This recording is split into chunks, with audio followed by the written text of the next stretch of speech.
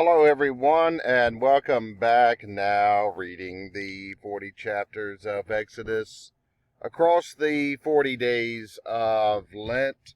Yesterday, we went into the second half of Exodus, and we conclude our readings this week with chapter number 22, kind of a continuation of the civil ethics and that we got into last time. So the initial section is regarding property. So beginning in verse 1, and remember, of course, this group, the Hebrews, are still in formation of their identity.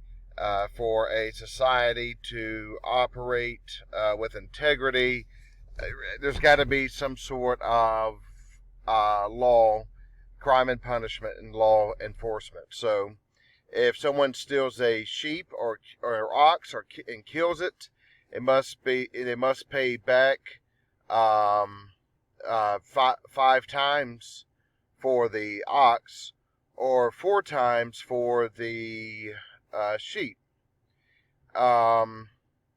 If somebody is a thief and breaking in, and in the confrontation, the thief ends up dying, then there's no legal recourse for the survivors. It's considered a justified killing. But if the sun has risen on him, then there is blood guilt for him. What ends up happening is these things have to be reported and taken in front of the community, the elders, right away. You can't come back much later, later the next day and say, by the way, this happened yesterday. There's got to be an immediate investigation, right? A thief has to make full restitution. If he can't make it, then he will be sold into slavery, and if the item that the person has stolen, remember we're dealing with livestock, that was the most valuable assets that these folks would have. If they had stolen the animal and liquidated it, then it had to be paid back 4 to 5 times the value. If the animal's found alive, then it has to be paid back double value. So there's this idea of suffering, I guess, that's involved as well. Even if somebody's livestock grazes in the grass of somebody else. If a fire breaks out and somebody was negligent regarding a fire and it destroys someone else's property, also there is those restrictions as well. If someone is if somebody is holding money or something else on behalf of someone else, there's a certain provision for that as well, for borrowed items that are lost and stolen and things of that nature. And so that this, that the society at this point was very primitive. These were practical things. Remember, Moses had been overseeing the variety of disputes that were coming forth from the populace initially. This law is given by God, right, on Sinai, but much more practically, this law is clearly dealing with disputes that had been brought before Moses, the kinds of things that prompted his father-in-law Jethro to say, hey, you're worrying about too much. You need to set up elders that will take care of all of this and judge cases. All right, we get to we get down to verse number 16. If a man seduces a virgin who is not engaged and goes to bed with her, he must pay the marriage price to her to be his wife. If the father refuses to give her to him, he must pay money for the bride price of virgins. Okay, they do not permit a sorceress to live. Whoever has sexual relations with a beast has to be put to death. Whoever sacrifices to other gods will be put to death. You must not do any wrong to resident foreigners or oppress foreigners, aliens that are living in your land, because you were foreigners in Egypt. You must not afflict any widow or orphan. If you afflict them and they cry to me, I will hear their cry. My anger will burn. I will kill you with the sword, and your wives will be widows, and your children will be fatherless, says God.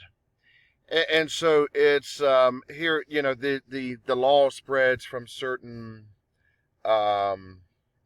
matters of property to matters of sexuality, things that are much more akin now, going from property ethics to moral guidelines, albeit in the case of the virgin and paying the price and all of that.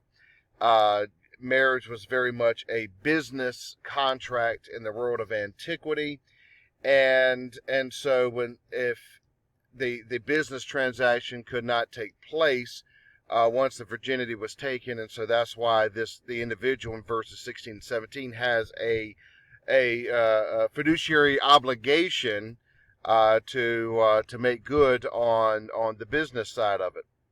But of course, the sorceress is not able to live. Nobody's going to be practicing anything of dark spiritual forces, bestiality. I mean, that's put to death. Those that sacrifice to other gods are put to death. All right, so all of these things are very important matters, but right in line with all of this is about remembering where you come from. You were resident aliens in a foreign land, and so you must do right to the resident foreigners, those that are dwelling with you. This is part of the moral law that is just as important. The ethics toward widows and orphans, those that were most vulnerable in their society, the ethics there, again, is just important, where you have these commandments now where ones would be facing death, and then falling in line to that, here's this idea that if you afflict an orphan or a widow, then God is going to be the one that is going to avenge it. So in some of these, you're to put the person to death. With this, God is going to be the protector here. You're going to have to deal with God, not your village elders merely. If you lend money to any of the people who are needy, verse 25, do not be like a moneylender and charge interest. And so again, these material economic ethics are quite important. And this is sandwiched in between. Now, verse 28, you must not blaspheme God or curse the ruler of your people. Sandwiched in these important ethics toward God, not sacrificing to another god and not blaspheming God, is this important thing on not taking advantage of others in terms of greed, those who are vulnerable, who need money, who are widows and orphans, and resident aliens. All right, verse 29. Do not hold back offerings from your granaries. You must give me the firstborn of your sons. You must also do this for your oxen and sheep. 7 days they may remain with their mothers, but give them to me on the 8th day. You will be a holy people to me. You must not eat any meat torn by animals in the field. You must throw it to the dogs. Okay.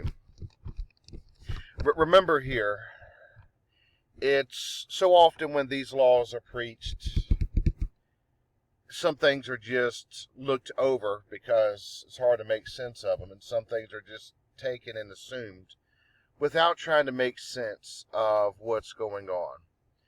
remember what we discussed a few days ago with boundaries. What the people are learning something about God and learning something about themselves here. That they're learning boundaries. They've come out of Egypt where the institutional greed is what drove the narrative. Pharaoh's greed. Therefore, here's this idea. We're not going to be greedy to aliens that are with us. We're not going to be greedy to widows and orphans who are vulnerable.